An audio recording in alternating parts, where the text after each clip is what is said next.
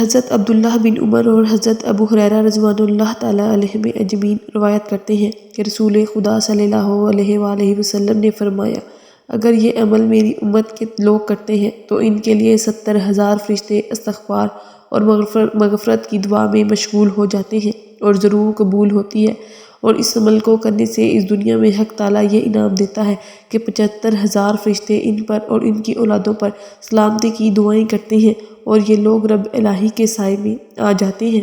وہ عمل یہ ہے: بسم اللہ الرحمن الرحیم، السلام علیکم ورحمۃ اللہ۔ رسول اللہ صلی اللہ علیہ وآلہ وسلم نے فرمایا کہ اللہ تعالیٰ جب اپنے کسی بندے سے محبت کرتا ہے تو حضرت جبرائیل علیہ السلام کو بلاتا ہے اور فرماتا ہے، اے جبرائیل، میں اپنے فلاں بندے سے محبت کرتا ہوں، تو بھی اس سے محبت کر۔ بس حضرت جبرائیل علیہ السلام بھی اس سے محبت کرنے لگتا ہے۔ پھر وہ آسمان میں منادی کرتا ہے کہ اللہ تعالیٰ اپنے فلاں بندے سے محبت کرتا ہے، تم بھی اس سے محبت کرو۔ پھر سب اہل آسمان اس سے محبت کرنے لگتے ہیں۔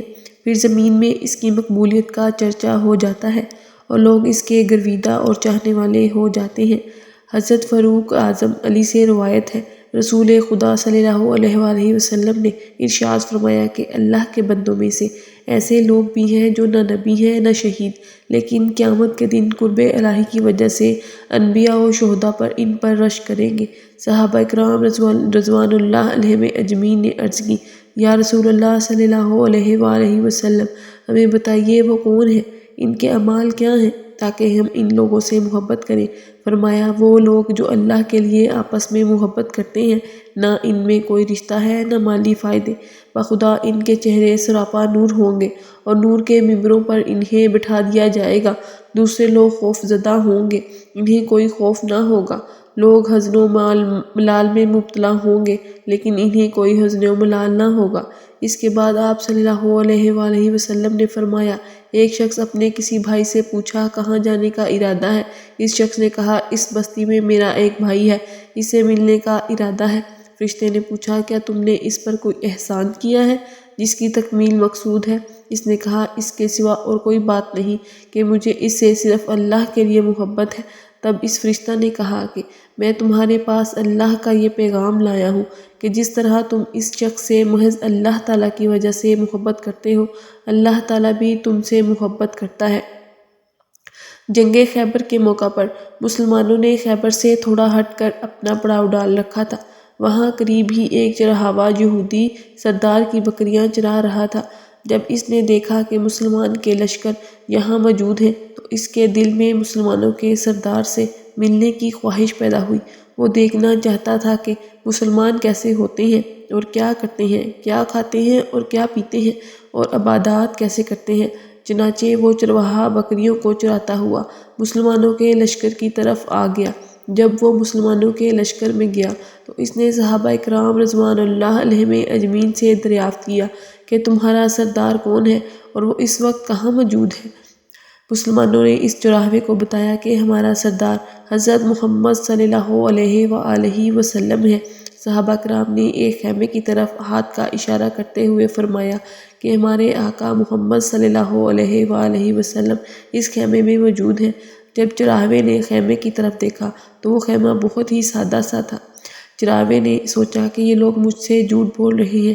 اس کو یقین نہیں آ رہا تھا۔ اس کے ذہن میں یہ سوال چل رہا تھا کہ اتنے بڑے سردار اس معمولی سے خیمے میں کس طرح رہ سکتے ہیں۔ اس کے خیال میں تھا کہ اتنے بڑے سردار بڑی شان و شوکت سے زندگی بسر کر رہے ہوں گے۔ جب وہ خیمے میں گیا، اس نے دیکھا کہ کھجور کے پتوں سے آپ صلی اللہ علیہ وآلہ وسلم کا بستر تیار کیا ہوا تھا اور آپ اس کھجور کے پتوں کے بستر پر تشریف فرما تھے۔ اس چرواہے نے نبی کریم صلی اللہ علیہ وآلہ وسلم سے دریافت کیا، اے مسلمانوں کے سردار، آپ کس دین کی تبلیغ کر رہے ہیں؟ آپ صلی اللہ علیہ وسلم نے فرمایا، جو میرا اور تیرا رب ہے، اس کے آگے کی جھکنے کی تلقین کرتا ہوں۔ اس کو ایک مانتے ہیں، اس کے ساتھ کسی اور کو شریک نہیں کرتے۔ حضور اکرم صلی اللہ علیہ وآلہ وسلم نے فرمایا کہ چرواہے کو دین اسلام کی دعوت دی۔ چرواہے نے آقا دو جہاں صلی اللہ علیہ وآلہ وسلم سے عرض کیا، یا رسول اللہ، اگر میں اسلام قبول کر کے مسلمان ہو جاتا ہوں تو میرا رتبہ اور مقام کیا ہوگا؟ حضرت محمد صلی اللہ علیہ وآلہ وسلم نے فرمایا تم ہمارے بھائی بن جاؤ گے، ہم آپ کو اپنے گلے لگائیں گے۔ آپ صلی اللہ علیہ وآلہ وسلم کی یہ بات سن کر چرواہا بہت حیران ہوا اور عرض کرنے لگا مسلمانوں کے نبی صلی اللہ علیہ وسلم، کیا آپ مجھ سے مذاق فرما رہے ہیں؟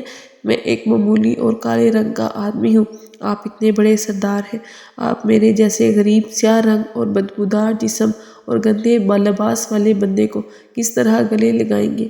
تو نبی کریم صلی اللہ علیہ وسلم نے چرواہے کو فرمایا صورت تو میری اللہ کے دین ہوتی ہے، لیکن اصل مقصد تو سیرت کا ہوتا ہے جو تم سے دیکھ رہا ہوں۔ میں آپ کو ضرور اپنے گلے لگاؤں گا جب تم مسلمان ہو جاؤ گے۔ اللہ تعالیٰ آپ کے جسم سے پیدا ہونے والی بدبو کو بہت ہی پیاری خوشبو میں تبدیل کر دے گا اور تمہارے کالے جسم کے اندر نور پیدا کر دے گا۔ آپ صلی اللہ علیہ وسلم کی بات سن کر چرواہا نے کلمہ پڑھا اور مسلمان ہو گیا۔ اس کے بعد اس نے عرض کیا یا نبی صلی اللہ علیہ وآلہ وسلم، اب مجھے کیا حکم ہے؟ آپ صلی اللہ علیہ وسلم نے چرواہے کو فرمایا کہ تم اس وقت ایمان لائے ہو، نہ تو اس وقت نماز کا وقت ہے، نہ تمہیں نماز ادا کرنے کو کہوں گا اور نہ ہی رمضان المبارک ہے کہ تمہیں روزے رکھنے کا حکم دوں۔ تم غریب ہو اس لیے تم پر زکوٰۃ بھی فرض نہیں ہے۔ اس موقع پر تو صرف اور صرف جہاد کے لیے تیاری ہو رہی ہے۔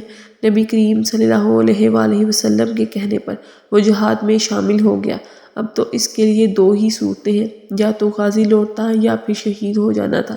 چرواہے نے نبی کریم صلی اللہ علیہ وآلہ وسلم سے عرض کی یا نبی، آپ اس بات کی ضمانت دیتے ہیں کہ اگر میں شہید ہو گیا تو آپ اللہ تعالیٰ سے میرے گناہوں کی بخشش کا ذریعہ بنیں گے؟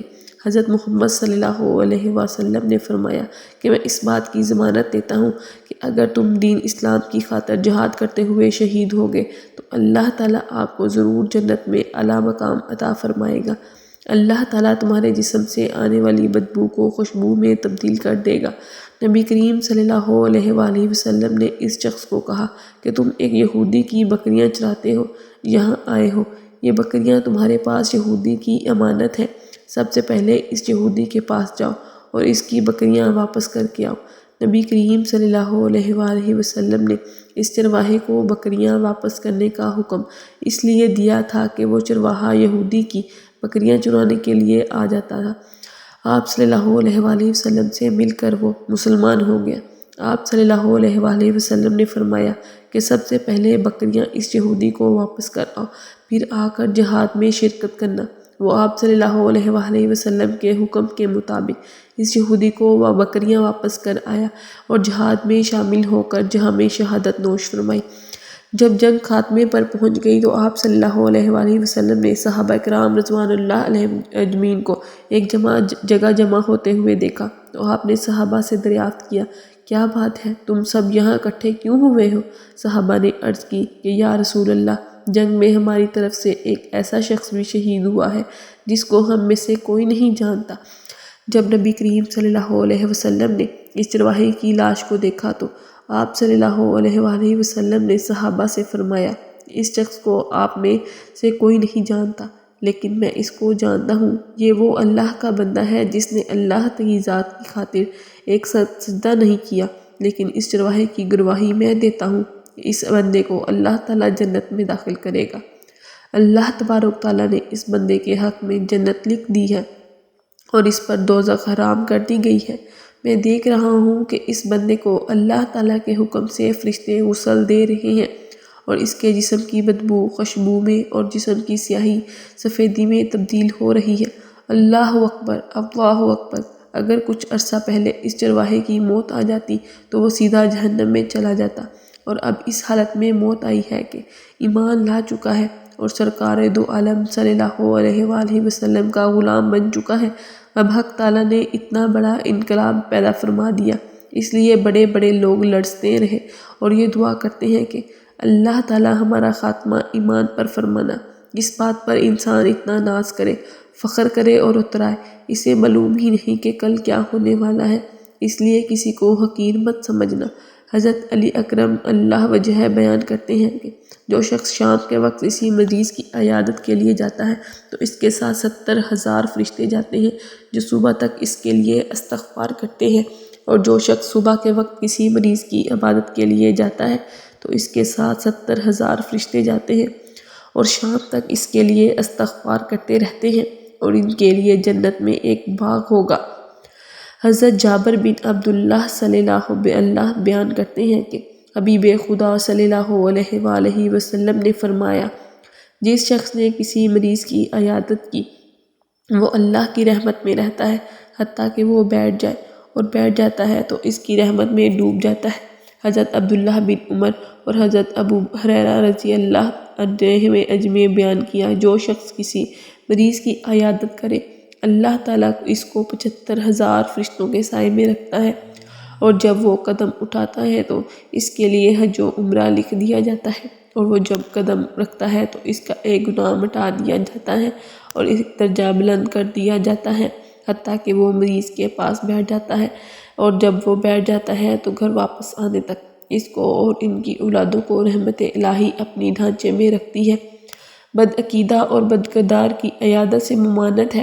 حضرت ابن عمر رضی اللہ تعالیٰ عنہ بیان کرتے ہیں کہ نبی اکرم صلی اللہ علیہ وآلہ وسلم نے فرمایا، منکرین تقدیر اس امت کے مجوس ہیں، اگر وہ بیمار ہو جائیں تو ان کی عیادت مت کرو، اور اگر وہ مر جائیں تو ان کے جنازے میں مت جاؤ۔ حضرت عبداللہ بن عمرو بن عاص رضی اللہ تعالیٰ عنہ بیان کرتے ہیں کہ شرابی جب بیمار ہو جائیں تو ان کی عیادت مت کرو۔